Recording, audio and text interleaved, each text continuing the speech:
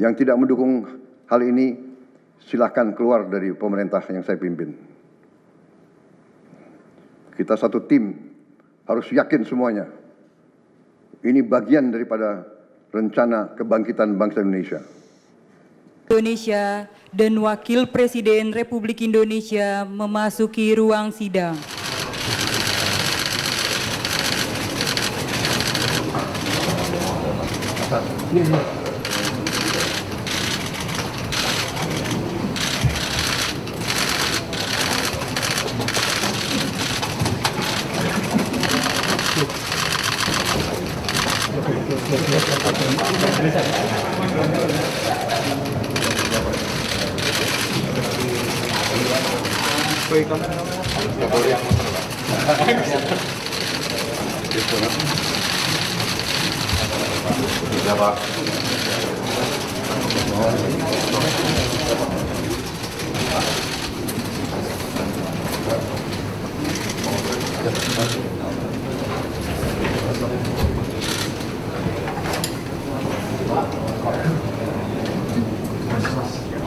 Bismillahirrahmanirrahim.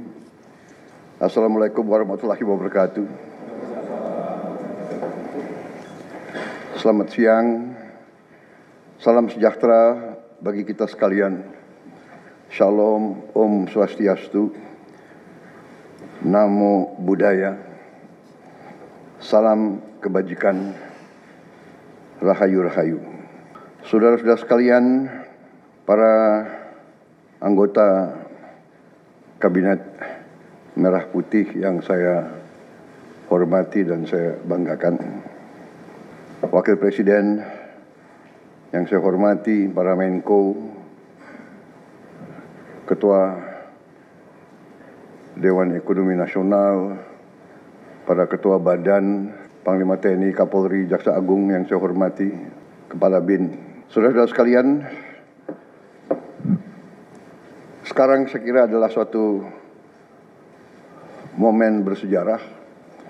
Ini adalah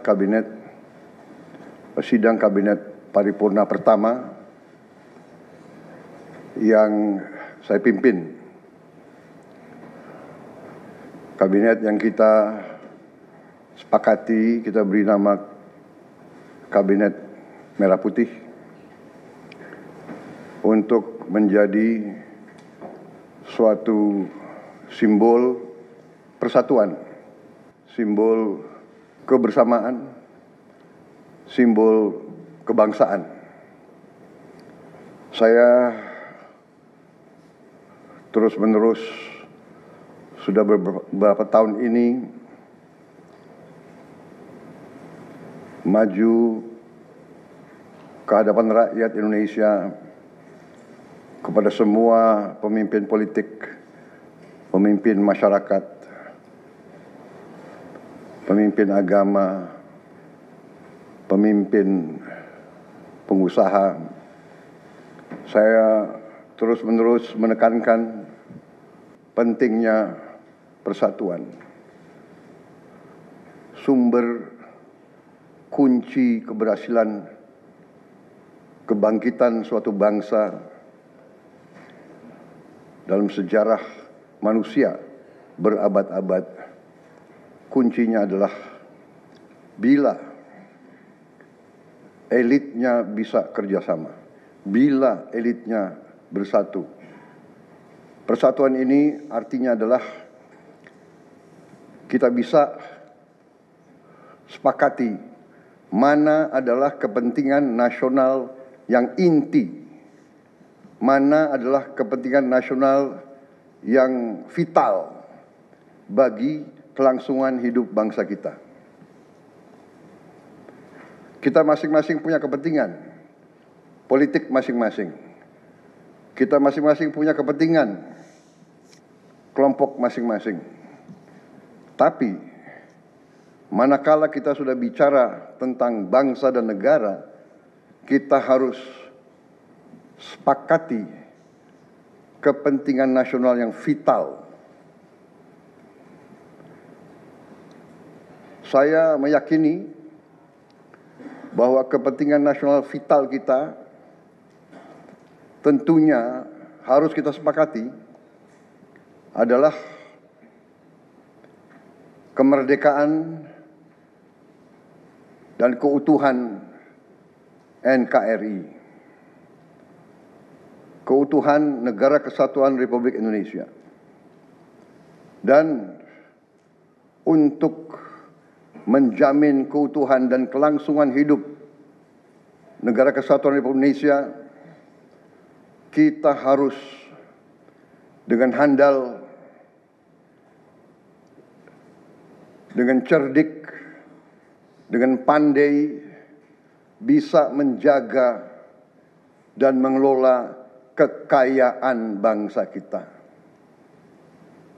Hanya apabila kita bisa menjaga dan mengelola dengan baik semua kekayaan kita, hanya dengan demikian kita bisa memberi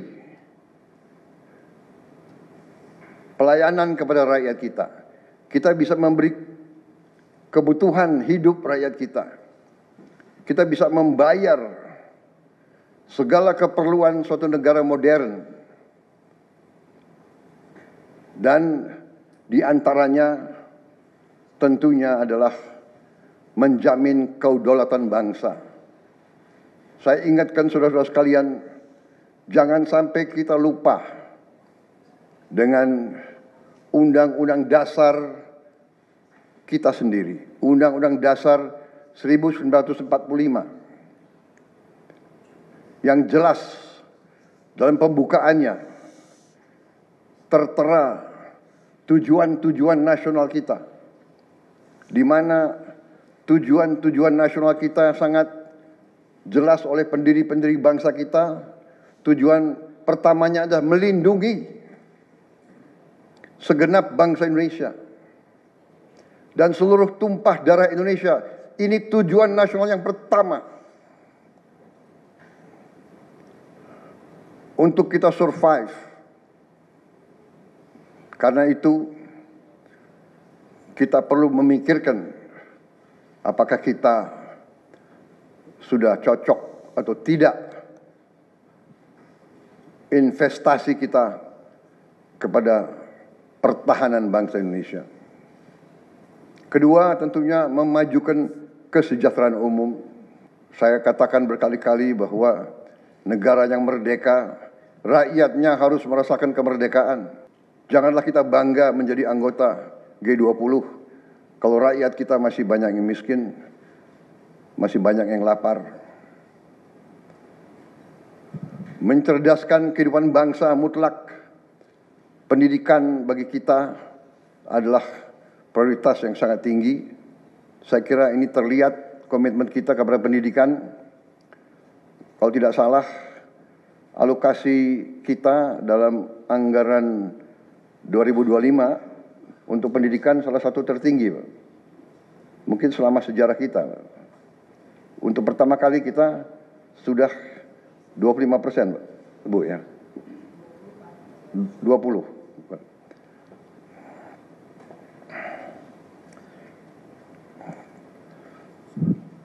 Jadi masalah pendidikan sangat utama. Ya tentunya tujuan nasional keempat kita juga hadir dalam pergolakan ataupun interaksi dunia, di mana kita harus selalu membela kemerdekaan bangsa-bangsa. Dan karena itu, mau tidak mau Indonesia harus kuat. Saudara-saudara sekalian, dalam hal ini semua ada beberapa penekanan dari saya. Saya paham bahwa kita baru dilantik, saya saja baru 3 hari.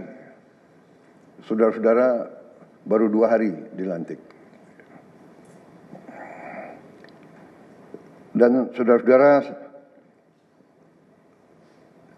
saya persilahkan secepat mungkin, terutama bagi menteri-menteri yang baru, Silahkan konsolidasi sendiri, mengatur sendiri secepat mungkin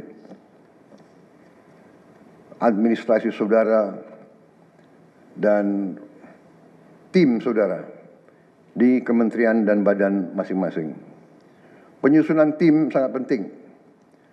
Tim yang baik, tim yang bisa kerjasama akan memudahkan kita mencapai target-target yang kita tentukan. Saudara-saudara, saya sangat mengutamakan kerjasama sebagai tim. Untuk itu, dalam waktu dekat, saya akan mengajak saudara-saudara ke Magelang, di mana kita akan melaksanakan beberapa hari menambah pembekalan. Kemudian kita akan adakan koordinasi di tempat di Magelang, Jawa Tengah, di kawasan Akademi Militer. Hal itu saya nilai bahwa akan membawa banyak manfaat. Karena sesungguhnya lahirnya Republik kita memang proklamasi di Jakarta, tetapi ujian proklamasi berada di daerah-daerah di mana pejuang-pejuang kita melaksanakan perebutan kemerdekaan secara fisik. Dan daerah Magelang merupakan suatu sentra perlawanan kita terhadap penjajah mulai ratusan tahun, dikenal sebagai daerah perjuangannya Pangeran Diponegoro di antara 5 gunung. Itu saya kira cukup membawa suatu aura tradisi keberanian, tradisi heroisme, tradisi cinta tanah air. Saudara-saudara sekalian, jumlah anggota kabinet kita sebanyak 48 menteri. Juga ada badan-badan yang sangat strategis. Ini memang lebih banyak dari pemerintah sebelumnya. Jumlah ini saya sadari memang bisa dianggap tergolong besar, tapi memang bangsa kita bangsa yang besar. Kita tidak dapat pungkiri bahwa kita negara keempat terbesar di dunia dari jumlah penduduk. Dari luas wilayah, kita luasnya sama dengan Eropa Barat. Di mana Eropa itu terdiri dari 27 negara. Kita satu negara. Mengelola Eropa itu membutuhkan 27 menteri keuangan, 27 menteri pertahanan, 27 menteri dalam negeri. Saudara-saudara, kita seluas Eropa. Saudara-saudara sekalian, kita juga memilih sistem politik demokratis. Kalau kita negara otoriter, mungkin kita cukup menjalankan semua dengan jumlah penduduk yang sedikit.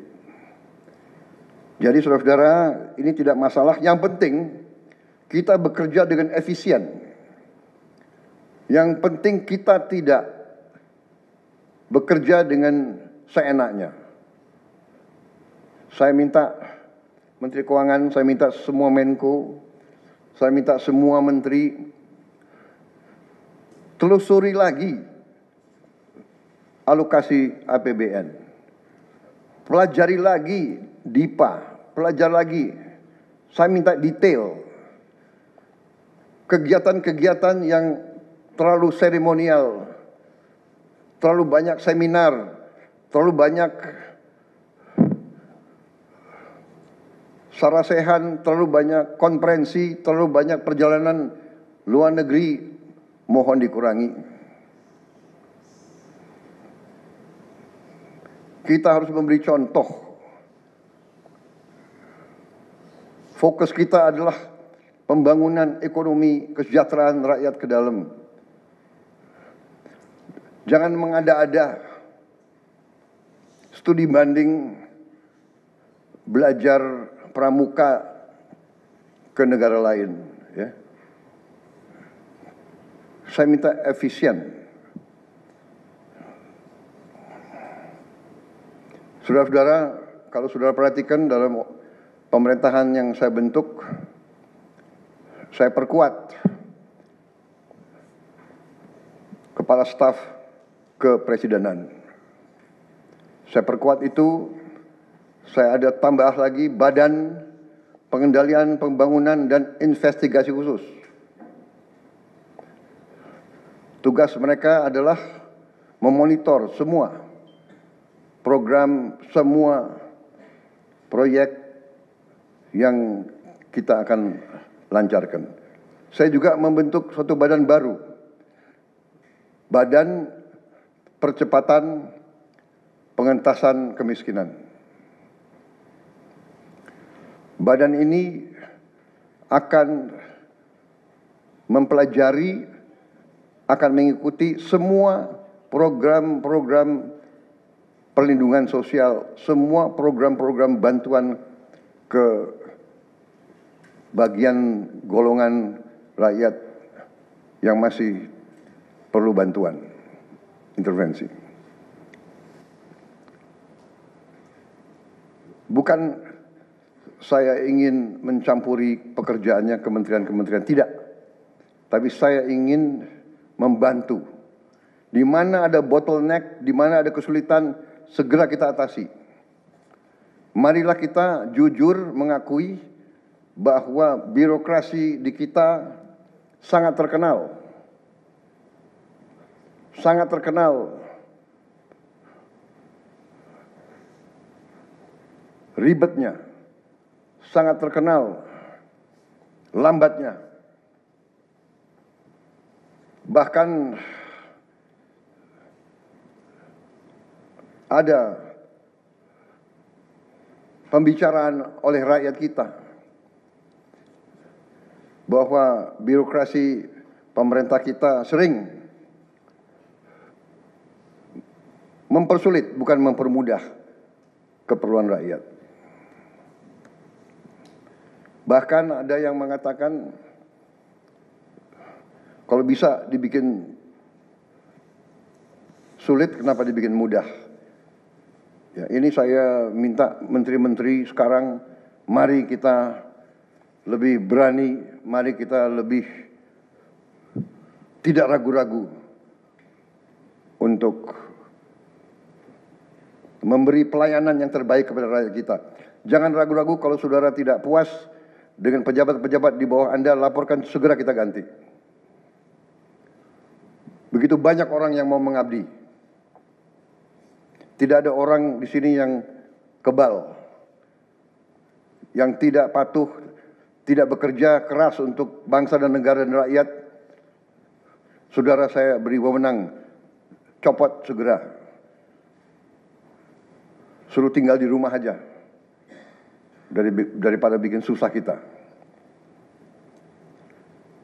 Saudara-saudara sekalian, saya kira dalam waktu dekat saudara-saudara akan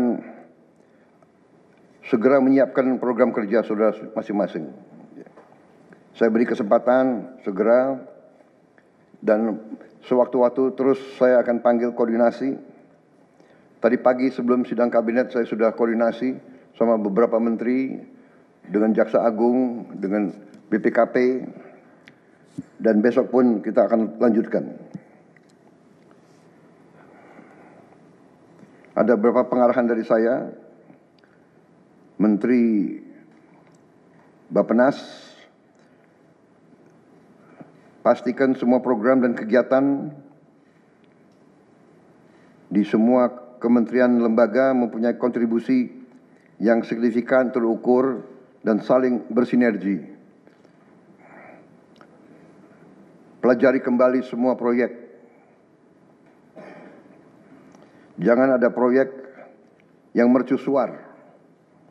Semua ditujukan kepada yang saya sampaikan pada pidato saya di depan Majelis Permusyawaratan Rakyat pada hari pelantikan saya. Kita harus swasembada pangan. Itu prioritas dasar karena situasi global. Perang besar bisa pecah setiap saat. Kita harus jamin kemampuan kita memberi makan rakyat kita sendiri. Swasembada energi mutlak. Kita bersyukur kita punya sumber alam yang sangat besar. Kita sekarang tidak boleh ragu-ragu memanfaatkannya sebaik-baiknya. Hilirisasi kunci daripada kemakmuran. Karena itu saya minta menteri-menteri terkait, Menteri Investasi, Hilirisasi, Menteri Bappenas, Menteri ESDM, dengan beberapa menteri lain dibantu oleh tentu Menko Perekonomian dan Ketua Dewan Ekonomi Nasional, saya minta segera inventarisir proyek-proyek penting dalam program hilirisasi kita. 26 komoditas, proyek-proyek yang vital dalam 26 komoditas tersebut yang harus dihilirisasi segera dirumuskan, bikin daftar, dan kita segera untuk mencari dana sehingga kita bisa mulai hilirisasi dalam waktu yang sesingkat-singkatnya. Kemudian program makan bergizi, Kepala Badan Gizi Nasional dan semua KL untuk siapkan segera kita mulai dengan bergerak cepat, tepat sasaran, terukur, tapi jangan takut dengan kesulitan. Ya. Saya masih mendengar beberapa tokoh meragukan kemampuan kita untuk laksanakan itu.